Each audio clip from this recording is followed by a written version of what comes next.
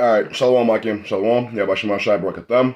Before I get started with this lesson, I'd like to give all honor, glory, and praises as due to the Heavenly Father and His only begotten Son, Yahweh, Bahashem Yahweh Shai, Bahashem Ha'rikakodash. I want to say next double honors to the elder bishops, elder apostles, and the men on down at GMS that do rule well. Shalom to the Lord's elect, and shalom to you few sincere sisters.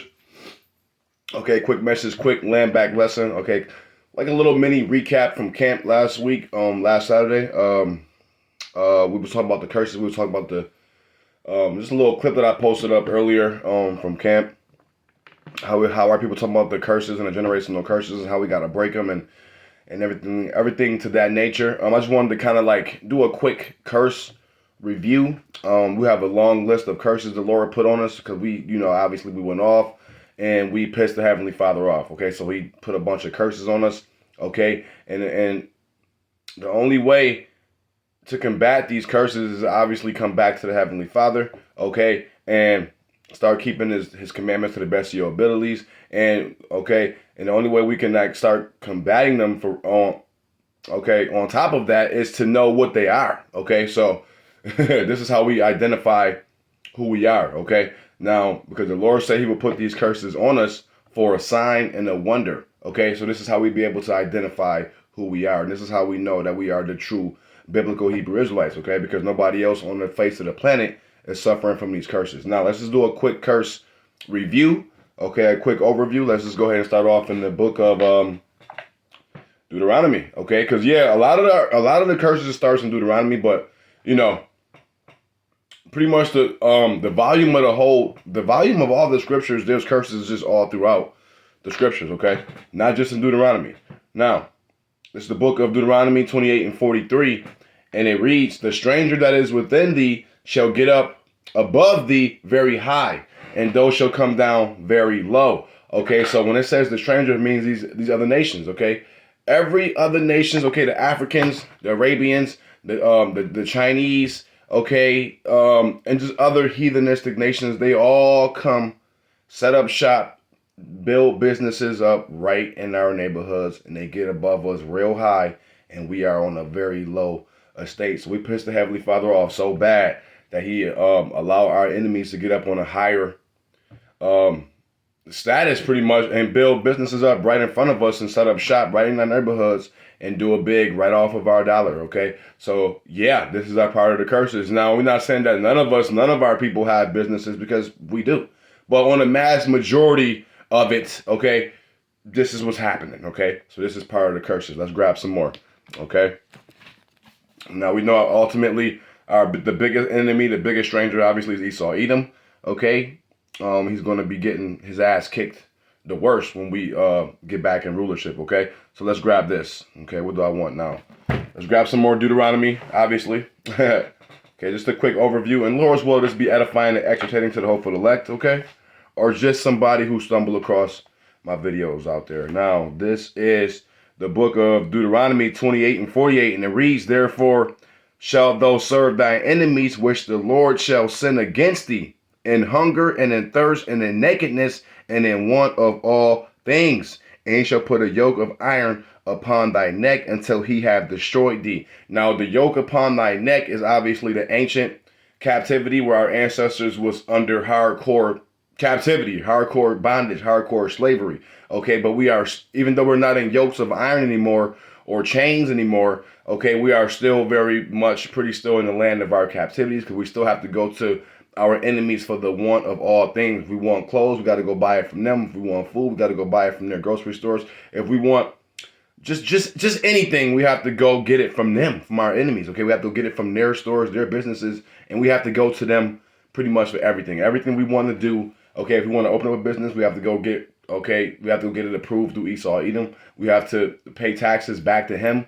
When we make our own money, that's our, during the entrepreneurial world, and we just have to we have to register all of our IDs, driver's licenses, business cards, just whatever we may need to do. We gotta get it approved through Esau Edom, okay? So that's another curse, okay? Now, let's grab another one, okay? So yeah, we suffering through this stuff, man. We listen, you can't make this stuff up. We are still very much going through these curses, man. Okay? Now, What else do I want? Okay, I'm not trying to make this one super long, but I just want to, just bring forth more edification on this topic. Okay, now this is the book of Deuteronomy, some more Deuteronomy 28 and 30. What do I want? 32, and it reads, "Thy sons and thy daughters shall be given unto another people." Okay, hence slavery, captivity. Okay. "And thy eyes shall look and fail with longing for them all the day long, and there shall be no might in thy hand." Okay, so this is going back to the ancient captivity, hardcore bondage. Okay, where our children was being stripped away from us. They was being stripped away from our families, going up on the selling blocks. Okay, and then we was looking on our daughters and sons and just with a sad look, longing and just crying and just all that. Imagine your kids and your offsprings being ripped away from you at the drop of a hat. Just whenever they fall, I like that. That's a beautiful kid. Snatch them up and just sell them off. I'll buy that one. I'll buy that Negro there. I'll buy that. You know what I mean? So yeah, imagine that. And then said we will have no might in our hands. Obviously, we do have might in our hands because Jake can throw down. Jake can throw the hell down. But when it says might, it means military might. Okay, we don't have no military might in our hands, guys. Okay, we don't have no military might. We don't have no armies. We don't have no militaries. We don't have no nuclear capabilities. We don't have none of that. Okay. So, yes, this is what the Lord said. Well, this will happen to us. And did it happen? Yes, it did. And it's still happening. Now, let's grab this. Let's grab a little bit of this. Okay. Now, this is, what do I want? This is the book of Genesis, okay? 49 and 19. And it reads, "Gad, a troop shall overcome him, but he shall overcome at the last." Did that happen to the quote-unquote Native Americans? Yes. The Gadites. Did the Gadites lands get taken over by a troop? Yes. Okay. Esau, Edom. Okay. The Assyrians. Okay. Slaughtered them down and took over their land, and we're in their land now. Okay. So did that happen to the Native Americans, the Gadites? Yes. Did a troop overtake them? Yes. Okay. But that's not the end all be all. Okay. Because they will rise at the last. Okay. Let's keep it moving now. Let's grab some more. Let's go back to Deuteronomy again, okay? So, yeah, we are the people. You just can't make this stuff up. Ain't no getting around these scriptures. Ain't no getting around these curses, okay? There's no getting around them. So if anybody trying to keep coming up against the men of the Lord, okay, they just idiotic is what they is, okay? Because you just cannot. There's no way on the face of the planet that you could read these scriptures and think that it's talking about anybody else except for the Israelites. Now, let's see here. What else do I want? Salakia family. What else do I want? Let's get some more Deuteronomy. Okay. This is the book of Deuteronomy 28 and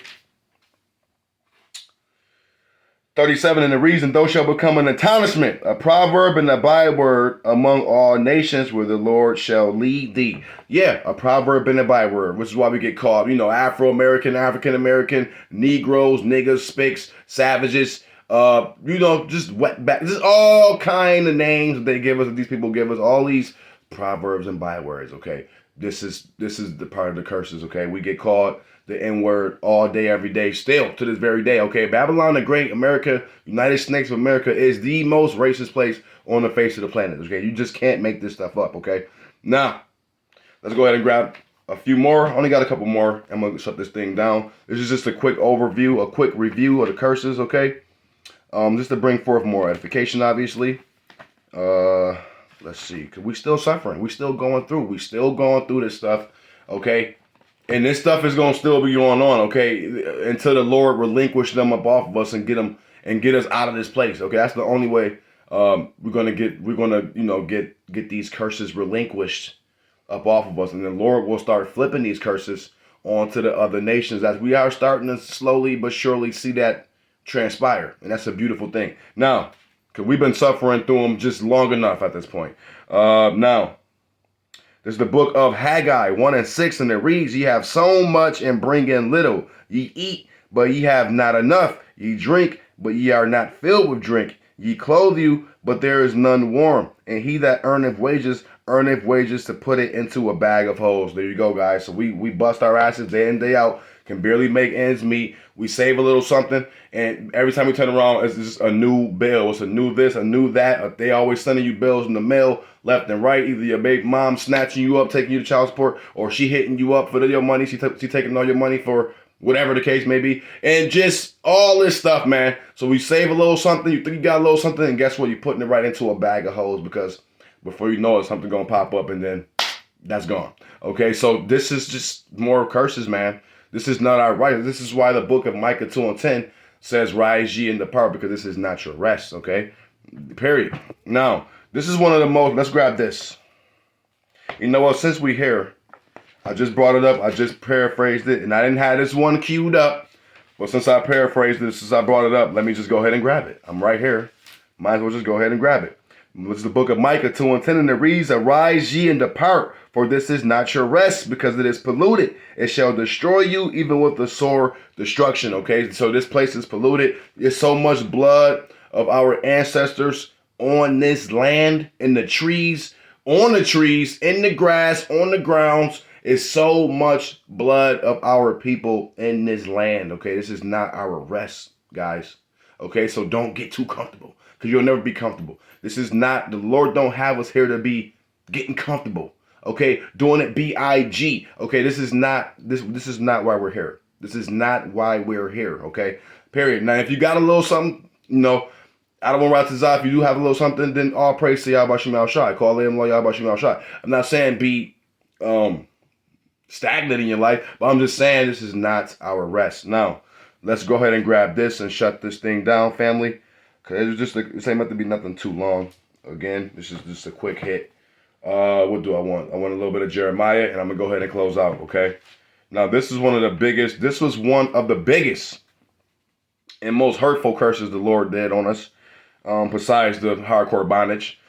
This is the book of Jeremiah 17:4, and it reads, "And though even thyself shalt discontinue from thy heritage that I gave thee, I will cause thee to serve thy enemies in the land which thou knowest not. For he hath kindled a fire in my anger, which shall burn forever." Which was obviously just a period of time, because the Heavenly Father has given us our heritage back. And the Wadi Yahweh Shema Shai for waking us up and giving us back our true heritage. Because listen, we can still be like the majority of our nation that's in the world, blinded, running around like a lost puppy, not knowing what the hell is going on. So if you beloved Akwaf and beloved Akim, if you have this knowledge, wisdom, and understanding, consider yourself astronomically blessed. Okay, let's just grab one more and shut it down, because I'm gonna just double down on that quickly, and that's what I'm gonna do. This is the book of Baruch 20. This is the book of Baruch 2:29, and it reads, "If you will not hear my voice, surely this very great multitude shall be turned into a small number among the nations where I will scatter them." 30, "For I knew that they would not hear me, because it is a stiff-necked people, but in the land of their captivities they shall remember themselves." And that's exactly what's happening right now. It's a great awakening happening, because the Lord is allowing us to remember ourselves in the land of our captivity. So there you go, guys. That was a quick overview of the curses. Okay, that was the quick overview of us being stripped of our heritage, being stripped of who we were, and us remembering ourselves who we are and what's going on to this very day, which is the Great Awakening. Okay, so I hope this lesson was edifying and exhortating. I'm gonna go ahead and shut this one down and give all praise unto Yahweh, Bahashem, Yahweh Shai. Hey, shalom to the next one. Shalom.